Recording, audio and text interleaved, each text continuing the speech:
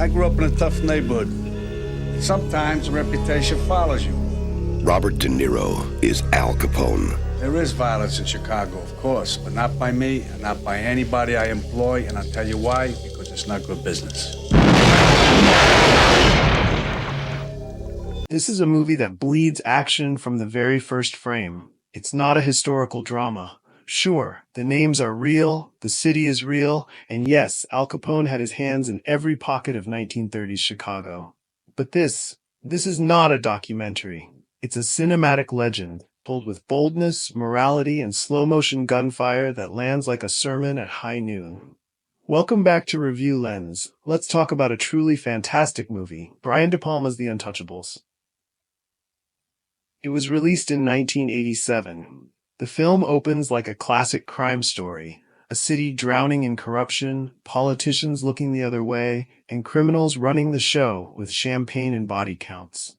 But then we meet Elliot Ness, played by a clean-cut, emotionally restrained Kevin Costner, and we realize that The Untouchables plays by older rules. This is the sheriff stepping into a lawless town. This is high noon in suspenders. And that's just the surface. From the moment Ness declares war on Capone, the film slides out of realism and into something older, something stylized, something larger than truth. Because let's be honest, most of this never happened. Capone never met Ness face to face. There was no iconic shootout in a train station. Jim Malone didn't die in a hallway covered in blood and bullet holes. But telling this story right was never the mission. Brian De Palma wanted to tell the story true to the myth. And that myth is one of sacrifice, justice, and hardened men making impossible decisions for a slightly better world. Let's pause here for a second, because we have to talk about Sean Connery. As Jim Malone, the old Irish beat cop who teaches Ness how to fight dirty, Connery walks into this movie like a ghost from another genre. He's not playing by the film's rules. He's making new ones. Every line he delivers is a quote. Every moment he's on screen, he's rewriting the moral code of the movie. He tells us, flat out, you want to get Capone? Here's how you get him. He pulls a knife, you pull a gun. It's as if the movie itself bends around him. That gravel-coated voice isn't giving advice. It's carving commandments. And when he dies, when Capone's men put more bullets in him than seems humanly possible, the tone changes completely.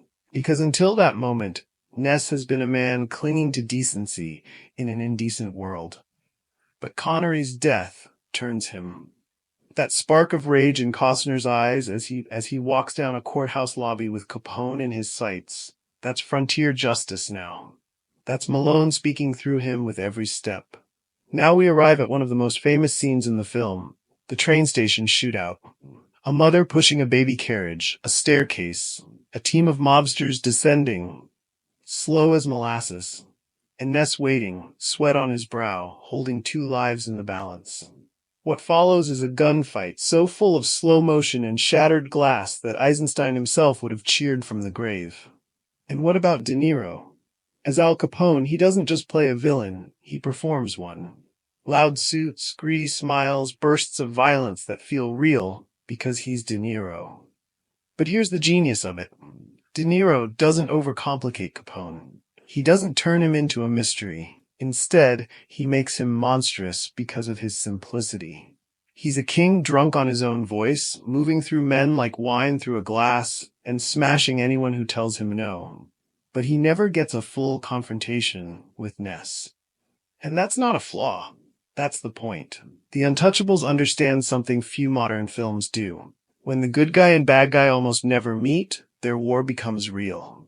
It's not a duel, it's a collision course. And when that hammer finally drops, when Ness corners Frank Nitti on the courthouse roof, the gloves come off. Ness kills a man, face to face, because that's what the city demanded, and that's what Malone taught him, right or wrong. Let's step back for a second. The Untouchables doesn't age like most crime films. It's not morally gray like LA Confidential. Instead, it's painted on a stained glass window. Good men rise, bad men fall. And the blood between them makes a kind of dark poetry. This is a movie made for people who miss when heroes fought on principle, even if they made questionable choices getting there. De Palma knows the story isn't accurate. David Mamet, who wrote the screenplay, knew it even more. They were telling an American story, not an American fact. And the central message is clear. In a city full of sin, decency needs mythology just to survive.